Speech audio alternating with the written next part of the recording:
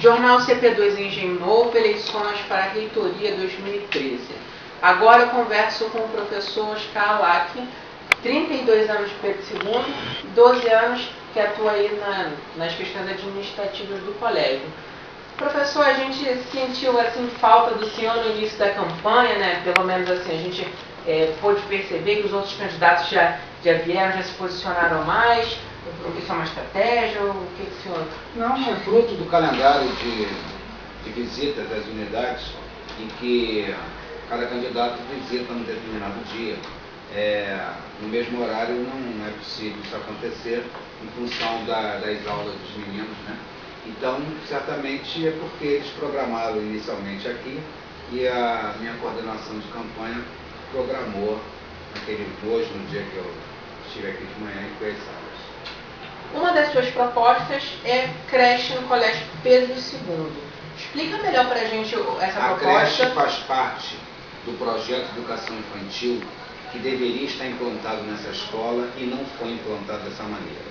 O projeto de educação infantil, que é de autoria das professoras Leda Ló e Estela,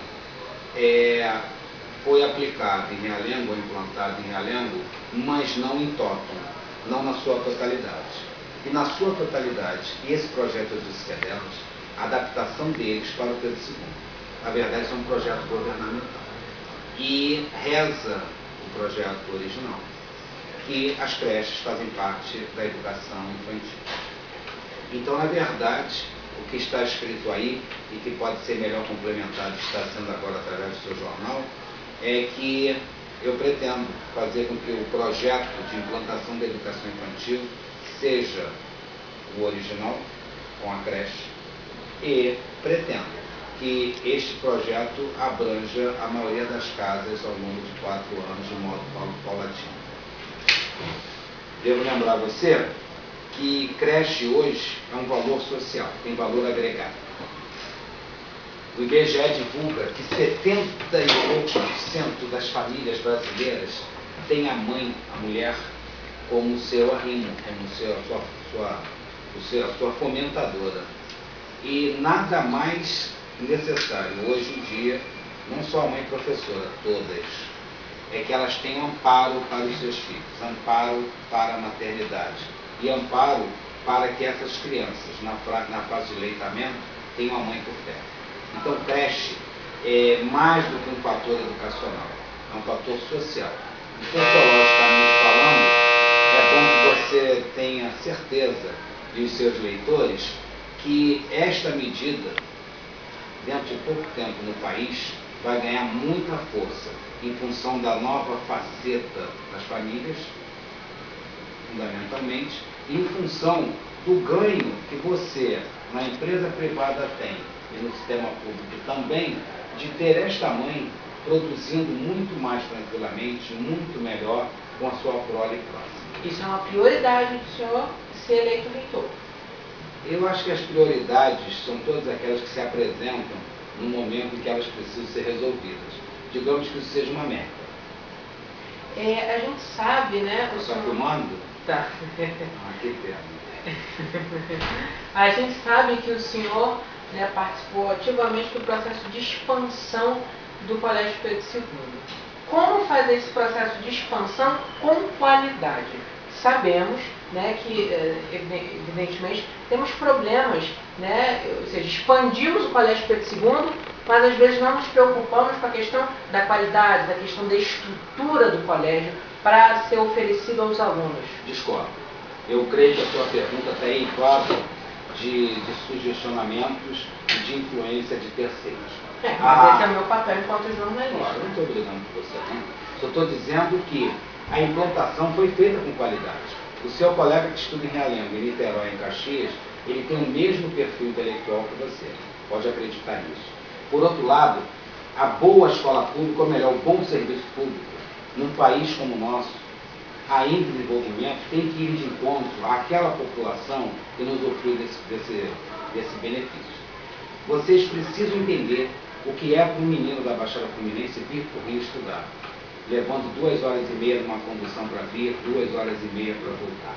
Portanto, Eu, inclusive, sugiro, né, que você possa refazer a sua pergunta para publicar, porque as outras unidades, as unidades, tanto pelo segundo quanto a nossa aqui do Engenho Novo, implantadas na fase moderna do colégio, elas têm tanta qualidade quanto vocês.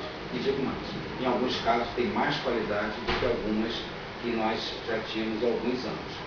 É bom que saibam, seria bom isso constar, que o resultado do Enem, do campus Niterói, é muito melhor do que o resultado do Enem de vários campos nossos. Evidentemente, mesmo porque são unidades novas que vão admitir pessoas por concurso e com pessoas que tenham, que entram pelo processo de meritocracia. Então, em tese, tem essa questão de... Errado de novo. O aluno Pedro II é tanto aquele que vem do Pedrinho como que entra pelo concurso. Na verdade, a grande verdadeira escola pública está no Pedrinho, quando a família de baixa renda tem realmente a oportunidade de ter seu filho sorteado por uma das vagas. A meritocracia, ela existe, tem que permanecer existindo, mas vocês não podem perder de vista que essa escola é genuinamente pública, mantida 100% com erário público, e a verdadeira escola pública acontece lá, quando você recebe todos aqueles aleatoriamente sorteados. E não apenas essa gama de mentes brilhantes que passam no concurso do 9º para o 1º ano e do 5º para o 6º ano. Então, a ideia de meritocracia com a ideia de competência, eu discordo, porque o nosso grande papel, a nossa grande missão na escola pública é a formação. E nós temos que dar formação ao povo brasileiro, e não apenas ao povo brasileiro, oriundo da escola particular, que teve todas as plenas condições, inclusive até de se preparar num curso preparatório para fazer essa prova. O menino que veio do Pedrinho é tão aluno quanto esse que ingressou no meio do curso. E a questão da meritocracia precisa ser revista, se me permite, e eu sugiro que seja revista, a ideia da meritocracia precisa ser revista, porque tem tanto mérito nesse menino que ingressou no Pedrinho, quanto nesse que veio do concurso. Mas, esse menino que veio do Pedrinho, muitas das vezes, não é uma mente brilhante quanto esse que no meio do caminho ingressou no colégio através do concurso de seleção. E olha, tem só que tirar 4. É preciso que você olhe para além do muro do Pedro II. A realidade educacional desse país e desse Estado é de uma gama de pessoas que não conseguem tirar 4 na prova. Agora, a gente, seguindo a sua lógica, né, a gente pode oferecer essa educação de qualidade, mas a gente também precisa oferecer uma infraestrutura. No caso do campus Duque de Caxias, comentei isso com a professora Vera e também com o professor Tarcísio, o laboratório de química foi interditado pelo mau planejamento, pela mal execução das obras. Como um colégio Pedro II, que quer expandir a sua educação, que quer expandir, né, a qualidade do seu ensino, o seu nome, a sua tradição para outras regiões, cometem erros que poderiam ter sido melhor planejado, melhor estruturado, melhor executado. Discordo de novo. É preciso que você saiba que existem campos do Colégio Pedro II que sequer têm laboratórios. E foram planejados há muito mais tempo. É preciso, isso que eu queria fazer com você, Jorge, tirar toda a carga emocional do plano de expansão do Colégio Pedro II como uma coisa ruim, como oferta. Não foi. E mais, o laboratório de química do colégio não foi interditado de Caxias, ele não foi interditado. Ele não chegou a funcionar por um erro de projeto que cabe ao setor de engenharia da autarquia, da reitoria, em que tinha uma ligação elétrica próxima, muito próxima, a uma ligação de gás. Como você bem sabe, essa ligação elétrica, como qualquer ligação elétrica, é fadada a ter um fenômeno chamado corrente elétrica de fluxo. Esse gás aqui, se não bem vedado, ou quando você abrir, certamente poderá inflamar por força do chamado de faísca, tá? Dessa corrente elétrica de fuga, dessa faísca oriunda da proximidade da ligação. Não que você veja, não chega a ser um curto, é um fenômeno natural. Então, Isto, a ligação de gás. Saiu daqui e foi para cá, minto. A ligação elétrica saiu do topo da mesa e veio para cá. Essa distância já foi o suficiente para tornar o perigo zero, próximo. O que faz o laboratório não funcionar não é isso, é a falta de investimento em recursos didáticos e técnicos nessa escola. Não basta ter o laboratório tem que ser vestido, não basta a parte física, é preciso ter a parte orgânica. Então você pode ter um laboratório lindo, mesmo com as tomadinhas todas direitinhas, como já estão, e ele permanecer sem funcionar, por falta de investimento orgânico nele. Essa é a estrutura que falta. Mas isso falta em todos os outros e mais. Grandes campos SESC centenários sequer têm laboratório. Esse termo interdição usado pelo jornal, né, a gente colocando aqui na pergunta, a fonte é o professor Rafael Sanches, mais conhecido como Ninja, deu aula aqui na nossa unidade, atualmente dá aula na unidade onde o senhor é diretor-geral e, consequentemente, também... Excelente profissional, inclusive fora meu aluno por alguns anos. Talvez ele tenha usado a palavra indevidamente. O laboratório sequer chegou a ser utilizado e continua sem ser utilizado. Mas não por este problema que eu te descrevi, que existiu. Ele continua sem ser utilizado porque a nossa escola não tem foco na aquisição de materiais didáticos e paradidáticos. Se você parar para pensar, não no seu nível, você passou desse nível. Você veio do Pedrinho? Não, né? Ninguém veio. Bom, lá no Pedrinho, naquela fase onde vocês estavam, né, é super importante coisa chamada de jogos pedagógicos. Não podendo ter um jogo eletrônico, o jogo pedagógico substitui. Em quê? Em termos de retroalimentação do processo, processo histérico, ou seja, o cara que raciocina espacialmente, ok? Criancinha raciocina sempre no concreto, ok? Já observou criança tudo que quer saber como é que é, bota na boca? Porque é o primeiro contato que ela tem com o mundo, é o contato oral, tá bom? A partir dali até os 6 anos, tudo para ela funciona assim, ó. 1 mais 1, tem aquelas continhas todas que você sabe. Quando você passa dessa fase que fica mocinha, aí você começa a raciocinar no abstrato. Aí os jogos interessam. Bibliotecas aqui, eu desafio vocês, está aí uma boa matéria para a próxima, verificar quais as bibliotecas que contêm títulos que não sejam didáticos e alguma literatura. Eu desafio vocês a olharem qual é a qualidade e há quantos anos não se adquirem títulos, compêndios, livros, papers para o Colégio Pedro II.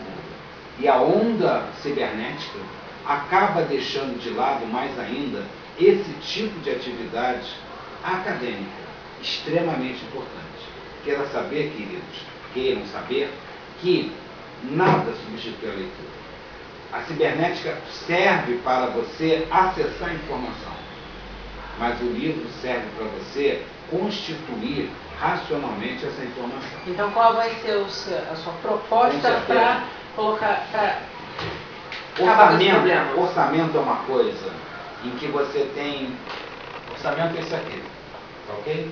Cada gavetinha dessa é uma rubrica, tá bem? Cada rubrica dessa recebe um valor de dinheiro. Esse valor de dinheiro é fruto de um negócio chamado plano orçamentário anual. Alguém projeta... Bom debate, boa sorte. Você também, moça de olhos bonitos. Boa noite para você que está bonito. O que vai em cada gaveta, o quanto vai em cada gaveta, é fruto do teu planejamento orçamentário, ok? Se for feito só por você, administrador, talvez essas gavetinhas não contenham dinheiro para você adquirir livros, material e reagente, aparelhagem informática, etc, etc, etc. Mas é preciso das prioridades. É preciso que a escola possa, no momento da confecção do plano orçamentário, sentar e dizer, olha, esse ano no Pedrinho eu preciso de 30 jogos pedagógicos para o 3º ano. O meu amigo Rafael de Química do Campus Caxias precisa de 10 litros de ácido clorídrico, 20 litros de ácido sulfúrico, etc, etc. Não pode, é lei, o dinheiro dessa rubrica, dessa gaveta, passar para essa gaveta. Chama-se improbidade administrativa. O que pode e deve ser feito é salutar que vocês, diretor de ensino, pró-reitor de ensino, pró-reitor de administração, pró-reitor de finanças, você que é o representante geral dos professores na Nuconsup, que a gente se reúne, olha, vamos fazer o orçamento do ano. O que nós vamos adquirir? E aí segue uma ordem, como você bem disse, de prioridade. Só que eu acho que numa escola, filho, você não me disse teu nome? Marcos. Numa escola, Marcos, a prioridade tem que ser a ponta do processo, tem que ser o ensino, tem que ser o processo ensino-aprendizagem.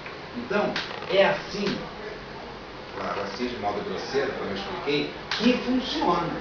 Se nessa gavetinha, que é para comprar livro didático, você não alocou no planejamento orçamentário nenhum recurso, não vai ter nenhum recurso. Mas sobrou um dinheirão aqui, nessa daqui que é para fazer obra. Não interessa. Sobrou e tu não usou, tem que devolver. É lei. Ok? Não devolveu, novamente constitui-se uma improbidade administrativa. Então não adianta botar muito aqui e não botar nada aqui.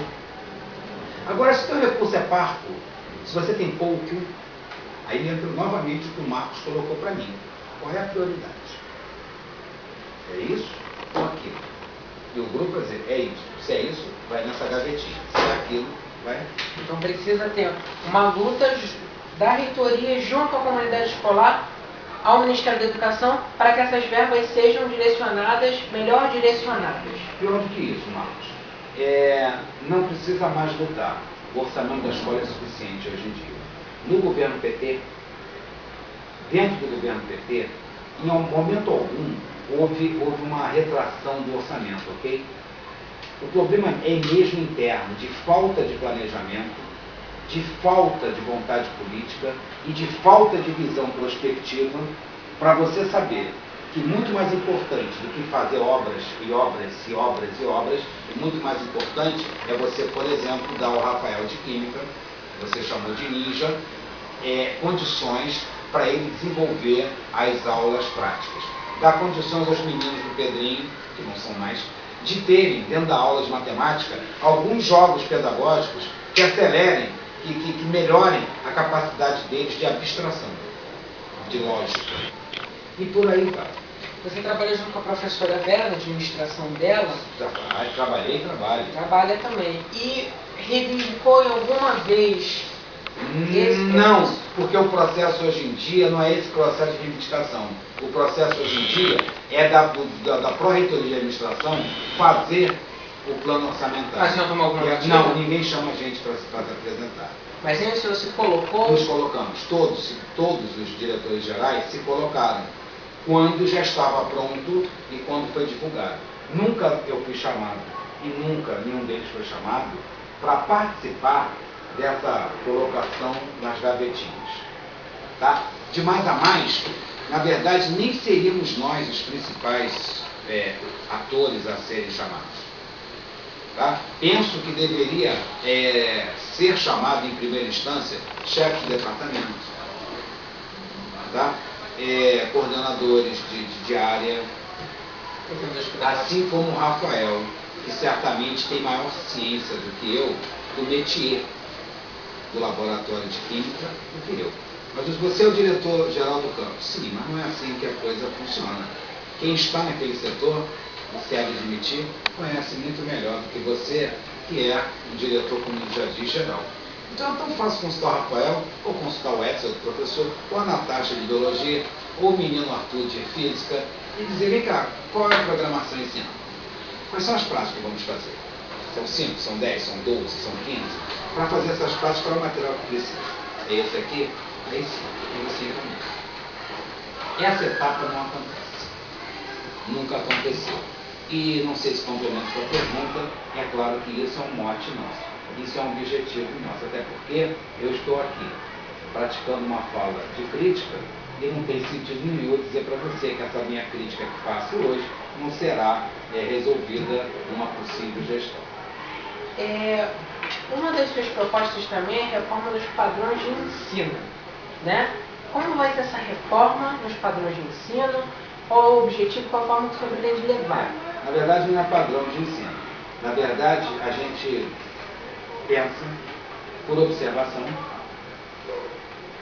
que temos hoje uma necessidade de modificarmos alguns pontos estratégicos. Por exemplo, a recuperação paralela da escola.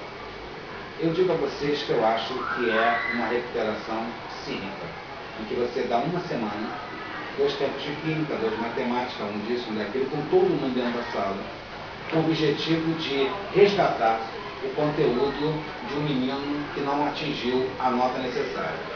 Mas junto com ele na sala, há uma mocinha que atingiu. Tudo isso é feito ao mesmo tempo para todo mundo e só com 2 tempos. Qualquer pessoa, inclusive um jovem mancebo como você, é capaz de entender que isto não é feito para funcionar. Então a recuperação paralela, se é para funcionar, se é para eu realmente esgotar as possibilidades de você vir assimilar o conteúdo, eu preciso fazer diferente disso. Não é segredo para ninguém que uma gama de alunos do Colégio Pedro II pagam professores particulares hoje para conseguir nota. Isso é vexaminoso. Como é que você está numa escola em que você precisa de um apoio externo? Isso quer dizer que a escola não está te ensinando? Também tem a questão da qualidade. Aqui no campus Engenheiro 2, muitos alunos, isso normalmente é uma colocação geral dos alunos que tem uma dificuldade até na matéria que se é formada em química, pelo padrão de ensino, né? Por essa questão da cobrança, do nível. O aluno do Pedro II certamente não tem que ser uma prova fácil, é mesmo porque o colégio Pedro II é um colégio de qualidade, é um colégio de tradição. Você quer dizer que a informação é maldada do professor? Não quero dizer isso. Eu quero dizer o seguinte, que a prova, a forma com que é cobrada, normalmente, não estou falando por mim, mas eu falo pelos alunos, parece ser difícil, parece não ter. Muitos, se você for pegar um plano de estudo aqui do colégio, muitos alunos ficam em PAF, ou então tem um índice de reprovação na matéria de química, se você for analisar esse plano de estudo. Não só em química, também em outras matérias, mas focando em química. Você acha que também tem que haver essa equiparação do nível de ensino? Porque aqui nós temos exemplos de matérias que são mais fáceis e de matérias que são rispidamente difíceis. Você já parou difíceis. para pensar que tudo aquilo que você acha mais fácil é aquilo que você compreendeu e sabe fazer? Ou não. E tudo que é muito difícil é aquilo que você não compreendeu e não sabe fazer? Ou não também, porque, professor, se você um aluno que presta atenção na aula, um aluno que tem... Mas qualquer aula? Não, há uma aula bem dada, mas justamente então, os professores do colégio Pedro II passam por um processo de seleção. Então precisam ser cobrados também. A reitoria... Muito obrigado. É uma pena que está gravando, meu filho, porque o que eu tenho a dizer a você do imo, do âmago do meu coração, eu não gostaria que tivesse publicado no jornal agora, porque é uma coisa que certamente vai atingir uma série de pessoas. Mas, felizmente, você me parece ter um nível mental extraordinário, acredite. Talvez eles tenham também, eu não estou ouvindo eles falar. Mas a sua maneira de pensar é extremamente condizente com a maneira de pensar de um ótimo aluno do Colégio Pedro II. Felizmente, você pensa assim. Eu só não vou complementar seu raciocínio, porque trata-se de um jornal que vai veicular e eu não sei de que maneira vocês vão transpor as minhas palavras gravadas para o texto. Da mesma forma que Mas eu vou falar. eu também penso que toda essa dificuldade pode advir de uma falta de comunicação na sala de aula, na hora da transmissão do saber. Quer dizer a você que química não pode ser, nem matemática, nem física, disciplinas que reprovem em massa, porque são disciplinas que descrevem fenômenos naturais. É bom que você entenda, já que você falou no laboratório antes, que corroborar o ensino teórico de química, física, biologia e matemática, essa corroboração é feita numa aula prática, uma demonstração prática, para que você facilite o caminho. Muito eu tenho a dizer. Talvez possamos marcar um momento para a gente conversar, independente dessa gravação e do jornal, porque agora passei a me interessar pelo que você pensa, pelo nível como você pensa. mas eu não vou patentear esse momento, ok? Até porque o momento trata-se um momento de campanha eleitoral e etc. Mas eu queria que você voltasse a fazer contato comigo.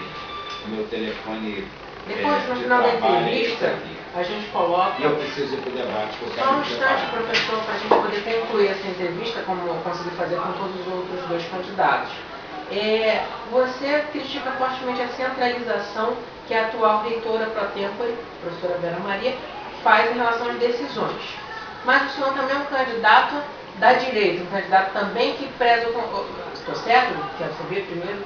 Que também tem essa questão da direita. Então, como não ser tão conservador como o senhor... Mas isso é um juízo de valor seu. Você está, a princípio, afirmando que eu sou de direita. Não, isso aí é o que veicula... Quando a conjuntura mundial indica que esses posicionamentos esquerda-direita deixaram muito tempo de existir quando houve a ruptura da Guerra Fria existente entre Estados Unidos e a antiga União Soviética.